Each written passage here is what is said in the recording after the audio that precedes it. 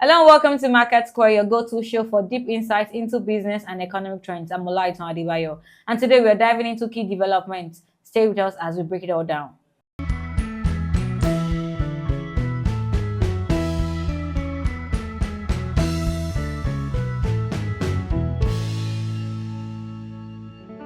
Welcome back to MarketSquare. Let's get straight into it. Nigeria is under increasing pressure from the World Bank to implement a presidential directive increasing excise duties on so-called sin goods, including alcohol, tobacco, and sugary beverages. This directive is not just a policy, it's a condition tied to accessing a substantial $750 million loan aimed at reforming the country's non-oil revenue mobilization. It's part of the Accelerating Resource Mobilization Reforms Program for Results, which began in October 2024 and is scheduled to run until November 2028. The proposed increase in excise duties is expected to have far-reaching implications for Nigeria's economy. On one hand, the goal is to boost government revenue and reduce the consumption of products considered harmful to the public health. On the other hand, the move comes at a time when the nation is already walking a tightrope economically. Inflation in Nigeria is dangerously high. This spike has been largely driven by a combination of subsidy removals and currency devaluation, two major reforms that have placed heavy pressures on both businesses and households. Introducing higher taxes on widely consumed products like alcohol, tobacco, and sugary drinks could make matters worse. It's not just about higher price at checkout counters, it's about the broader consequences for inflation, household spending, and industrial activity. Industries connected to these goods may face declining demand as consumers pull back. That in turn could mean job losses and lower production. The soft drink industry, for example, has already flagged the danger of significant layoffs and potential business closures if these taxes are raised further. While the tax hike is aimed at increasing revenue, it's far from the only option Nigeria has to grow its non-oil income. One alternative is to digitize the tax administration system. We've seen success stories from states like Lagos, where efficient online tax platforms have boosted compliance and revenue collections, especially in areas like personal income and property taxes. Then there is Nigeria's vast reserve of debt capital assets worth an estimated $900 billion lying untapped in residential real estate and agricultural land. By formalizing property rights and improving land registration system, the government could unlock this value, increase investment, and ultimately expand the tax base. There is also enormous potential of under-leveraged sectors like technology, creative industries, and tourism. Let's take Nollywood for example. Nigeria's film industry already contributes over $7 billion annually to the economy and employs thousands. With the right policies and investment, these sectors can evolve into major drivers of national income. But behind all this lies much deeper issue, the growing influence of international financial institutions over sovereign decision-making. The World Bank's loan conditions illustrate just how much sway such bodies hold over domestic fiscal policy. While their inputs often aimed at ensuring fiscal discipline and sustainable growth, there are valid concerns about how well these recommendations align with lived realities of the people on the ground.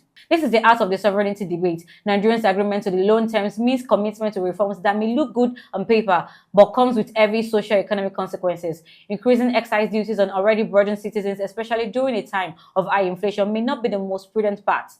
Finding the right balance is critical. International guidance can be useful, even necessary, but it should not override the need for policies that reflect the nation's context, space, and capacity.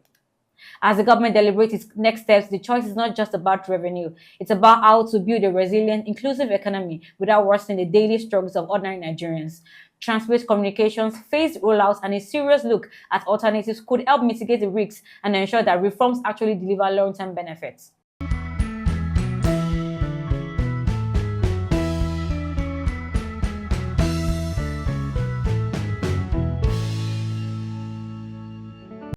While the World Bank is urging Nigeria to raise sin taxes under new loan conditions, it is also spotlighting Africa's food security crisis and pointing to better logistics as a key to reversing the trend. The World Bank has released a comprehensive report titled Transport Connectivity for Food Security in Africa, Strengthening Supply Chains, highlighting the critical role of logistics and infrastructure in addressing this challenge. Despite Africa's vast agricultural potential, a significant portion of food produced never reaches consumers. The report reveals that approximately 37% of locally produced food is lost or wasted due to inadequate storage and transport systems. These inefficiencies not only lead to food shortage, but also inflate prices, making essential commodities unaffordable for many. One of the key issues identified is the preference for importing food from distant markets rather than trading with neighboring countries. This trend is attributed to unreliable local roads, inefficient transport networks, and restrictive trade policies, which make regional trade more challenging than international imports.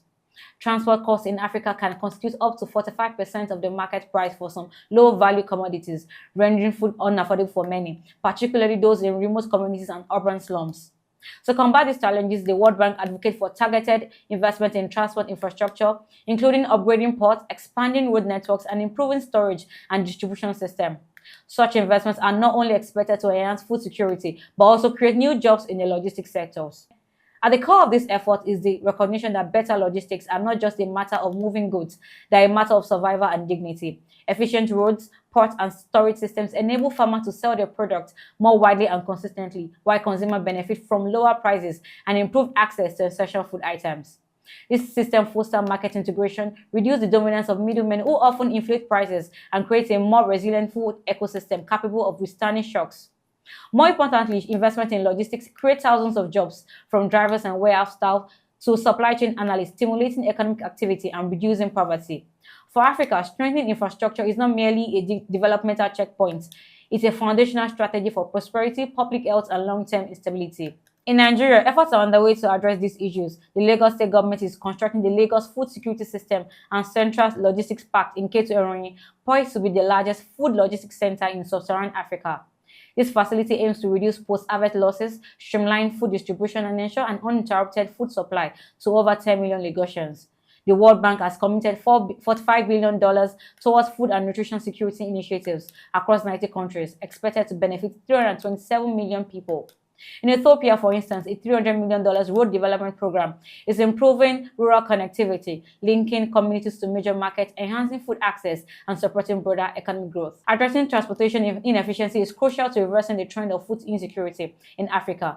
By investing in better logistics and infrastructure, African nations can reduce food losses, lower prices, and ensure that nutritious food is accessible to all.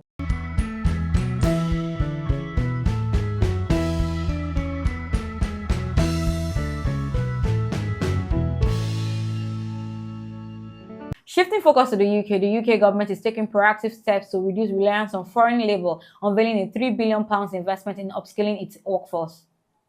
This initiative seeks to reduce the country's dependence on foreign workers by empowering its citizens with the necessary skills for tomorrow's industries. The announcement comes amid ongoing debates about workforce sustainability and economic self-reliance following the UK's exit from the EU.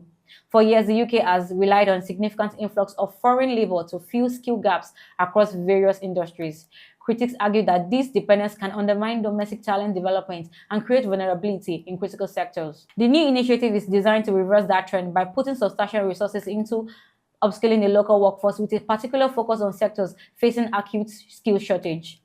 The £3 billion investment is not merely a short-term stimulus, rather it represents a strategic pivot towards long-term economic resilience. By modernizing the skills base, the government aims to foster a more competitive, adaptable, and self-reliant economy, better equipped to meet the evolving demands of global markets. This vast financial commitment is expected to generate significant ripple effects throughout the UK economy. First, by channeling funds into education and training, the program could stimulate growth within the educational, technology, and vocational training sectors. This investment is likely to have a multiplier effect, support ancillary industries, and boosting productivity across the board.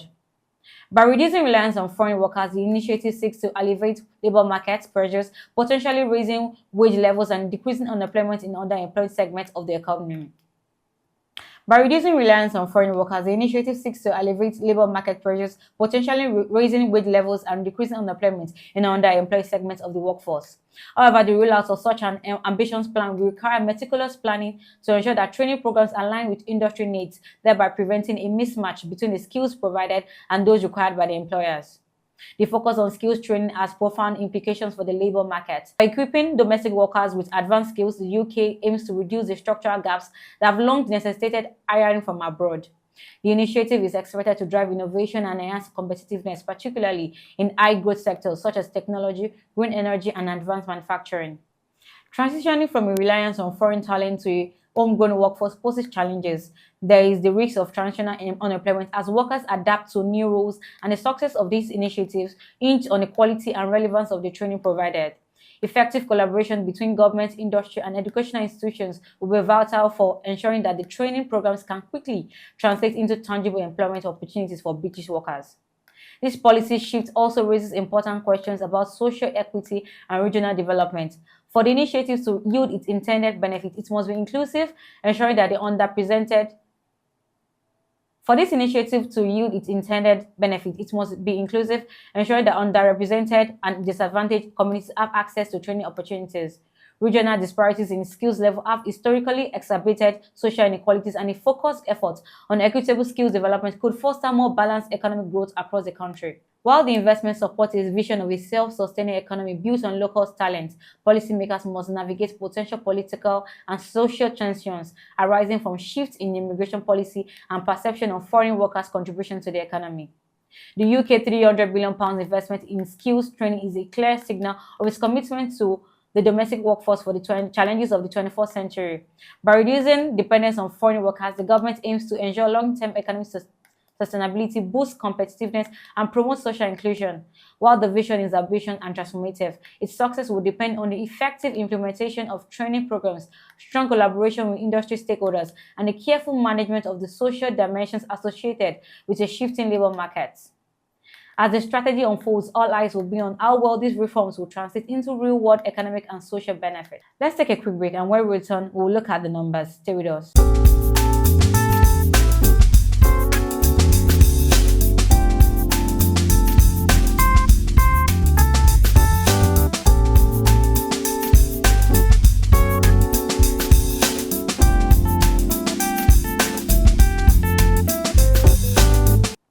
Welcome back to MarketSquare. Now, let's break down the numbers shaping Nigeria's economic landscape this week. As of May 28, 2025, Brent crude oil fluctuated around $64 per barrel on Wednesday, as traders awaited an OPEC Plus meeting expected to decide on increasing oil output.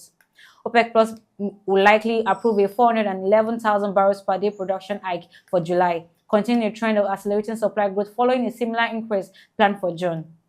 In the informal market, the naira held steadily during mid-trading hours, exchanging between 1,615 naira and 1,618 naira per US dollar.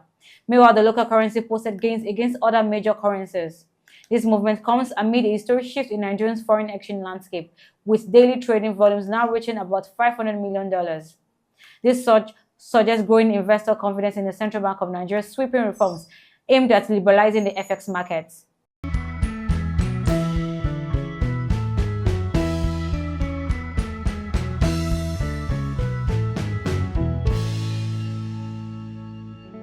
That's it for today on MarketSquare. From global investment to local policy shifts shaping Nigeria's economy, I'm Olaito Adebayo. Thank you for watching and see you next time.